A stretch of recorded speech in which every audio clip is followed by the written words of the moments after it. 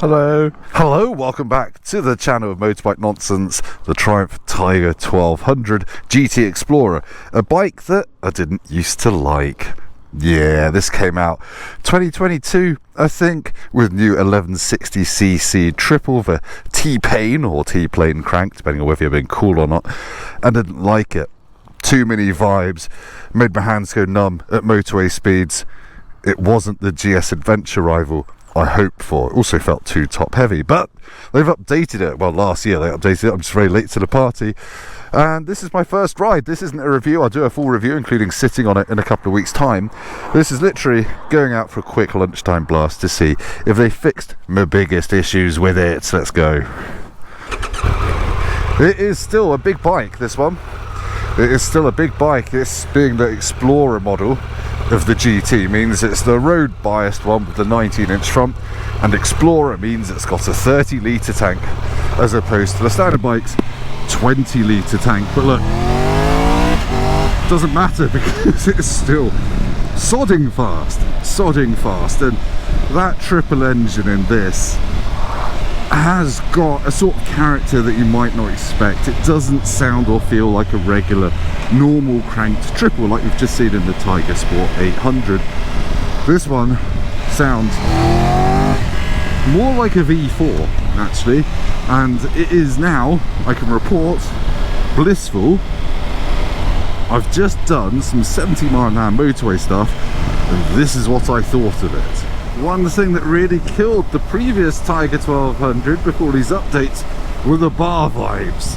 At 70 miles an hour, they were palpable, and they annoyed me. They sent my hands to sleep. They made the mirrors buzz. That's fixed. The rubber bushings in these handlebars should have been there all along. This is now an all-day comfortable bike, along with those spacious ergonomics. It is a bit wide between my legs, but it's got that kind of GS Adventure world domination vibe going on. It feels good, and actually at 70, the screen in its highest position doesn't buffet me at 6'3", and that's quite rare.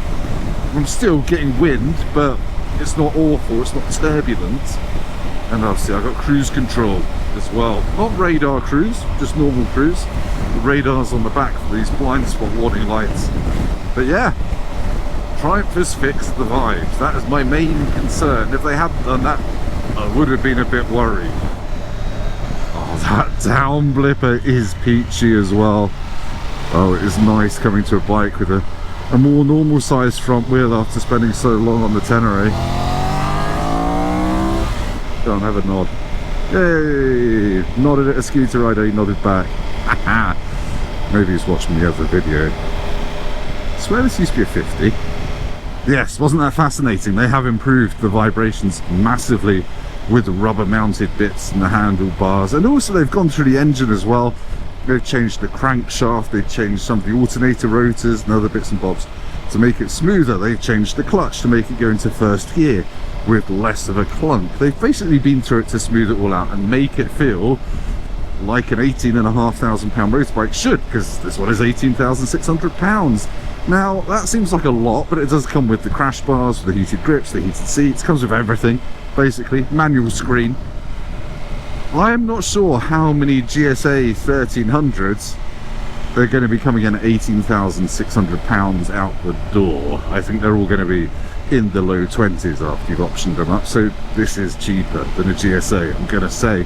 And yes, actually a bit of housekeeping. I forgot to mention, apologies if I sound huskier than the fan blades in a Rolls-Royce Trent jet engine fitted to a Boeing 747 that's just done super low passes over the North Pole's dog sledding community. I'm feeling quite husky because I'm a bit ill, and I went to a gig last night in London and did lots of singing, which is not a great combo, but here we are. Sound a bit tigery maybe. Yeah, this bike is heavy, but it's fast. It's like all big adventure bikes now. 150 horsepower, 130 newton meters of torque, and it's got a big fat mid-range. It's not got KTM 1290 Super Adventure S levels of crazy wheeliness. It is just got drive, usable thrust, immense overtaking performance. For 2-up touring, this has got the cojones to do it in style, comfort, and at great pace. And the handling as well.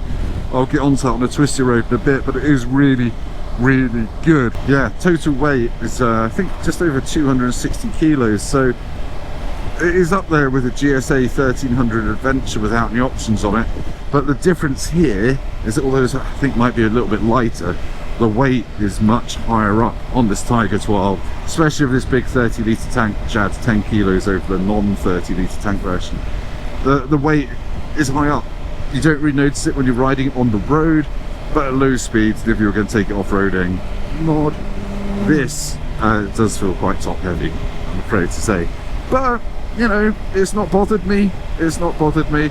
And now on this 2024 model, they have added the de rigueur preload lowering system on the shock.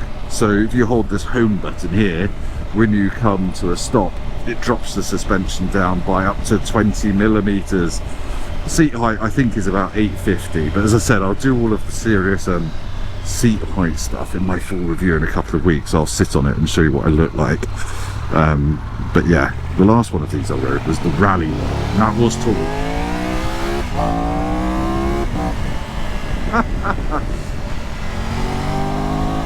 Oh, this is good. This is good. It's very compliant over all these bumps. You can adjust the semi-active Shure suspension through a menu. Let's try and get that up, if I can remember which way to press the little nipple over here, which does actually have enough room around it for your thumb. You go up here, quite a lot of menus, and the animation's quite as fast as I'd like. There we go, you can see I can change it on the fly between comfort, sport, and anywhere in between. I'm just going to leave it normal because that seems to be striking a nice balance. In terms of its general riding attitude, just having done 10 miles on this is easy. It is just so easy to ride. It's got so much torque. You can be really lazy with your gear choice, but you're always rewarded on the exit of corners with that noise and with that smooth linear pull.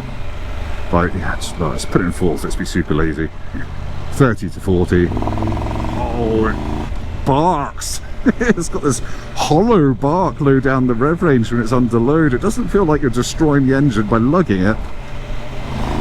Yeah, it's I have to say, when you're going up against the boxer twin of the BMW, you do need this T-plane crank, and for that sense of low down shove, more acceleration low in the revs, it does just work better in this kind of bike. Now, in a sportier application like the Tiger Sport, I think the normal crank is the way to go. It's revier, it's more like a street triple.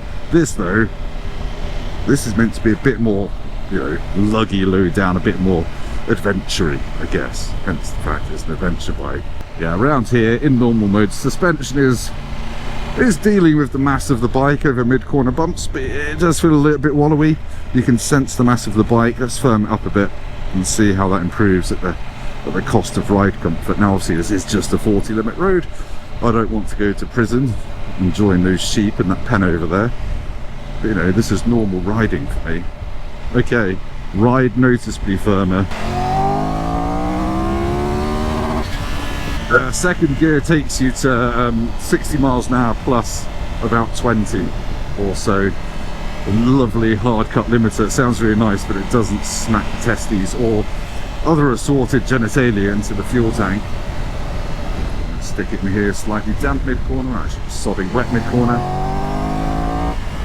And then hard on the brakes, can feel the back end trying to go light there. The brakes are phenomenal. They are Brembo Stylemas. I'm not sure they've actually got braided hoses. I need to check. It looked like they weren't. But yeah, they are two-finger and you hit a brick wall jobs. They are as good as they need to be, if not quite a bit better. Okay, yeah, I'm liking this so much more than before it got updated. It's just, yeah, the vibes aren't there.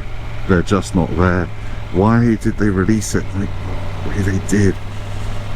To the extent I've heard people got rid of their bikes, their Tiger 1200s, because of the vibrations. Not everyone seems to be affected by it, but and I'm not usually affected by vibrations. I don't normally care, but they were egregious on this, and now just not there.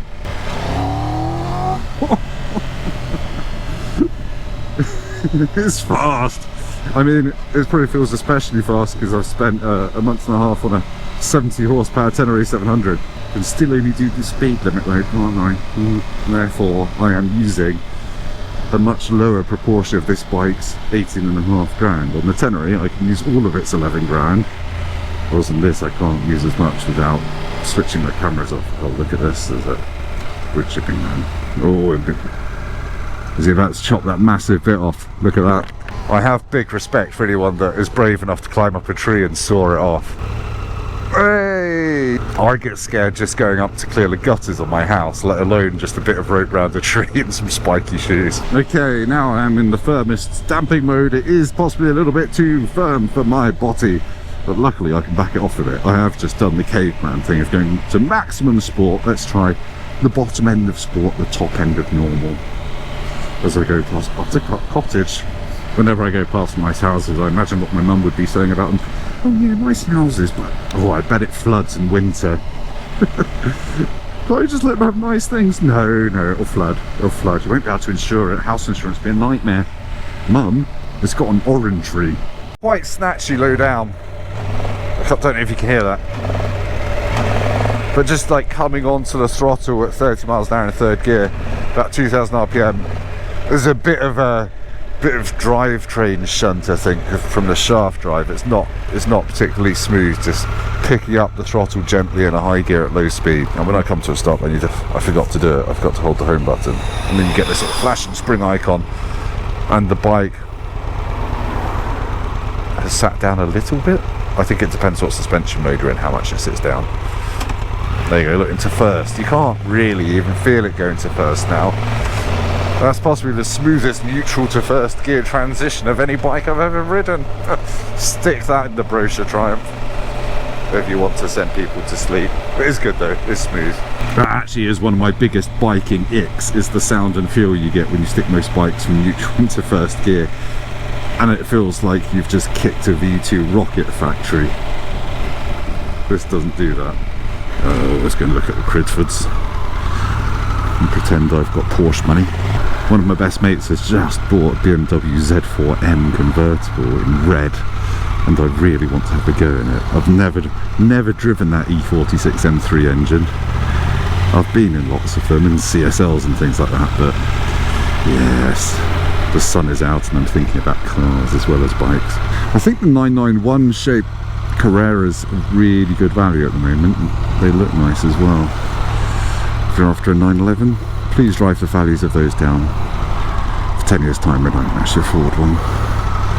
But I've got friends with 911s and sometimes they spend 15 grand servicing them, which doesn't sound that much fun.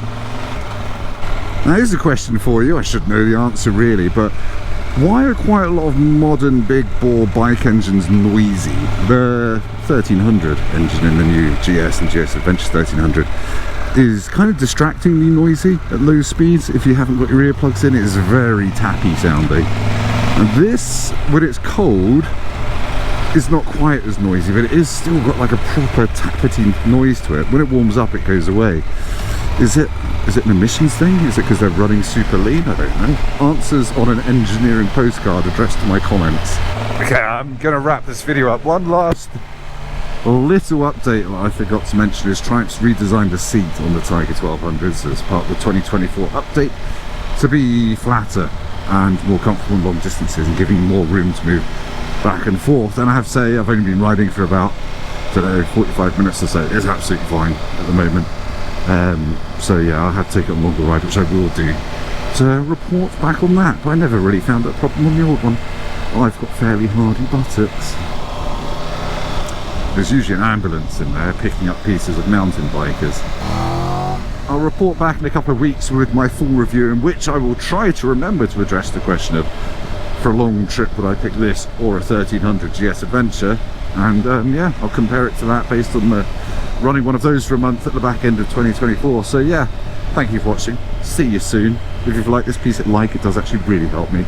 Go down to the comments and either abuse me or just say nice things about my face and the motorbike, or horrible things, I don't mind. And yeah, see you next time, when we will be, I don't know, probably get my MT10 back, to be honest. I need to get it back and I need to sell it.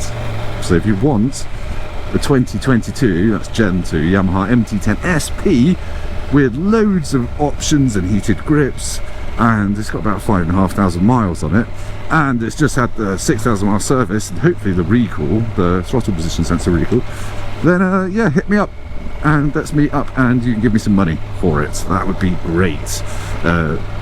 12 grand, 12 and a half, something like that. Anyway, I'm just gonna stop haggling in my YouTube videos, haggling myself down. I'm a terrible salesman. I shall see you soon. Goodbye. Oh yes, and as usual, don't forget to go and get your ABR Festival weekend tickets using code TRR10, Tim Roddy Rims 10 or something like that. I can't remember what I call my channel. Yes, and I'll see you there at ABR Festival with a beer to talk about motorbikes and war nonsense. I can't wait. Right, bye. That was a very long goodbye, wasn't it? I hate long goodbyes.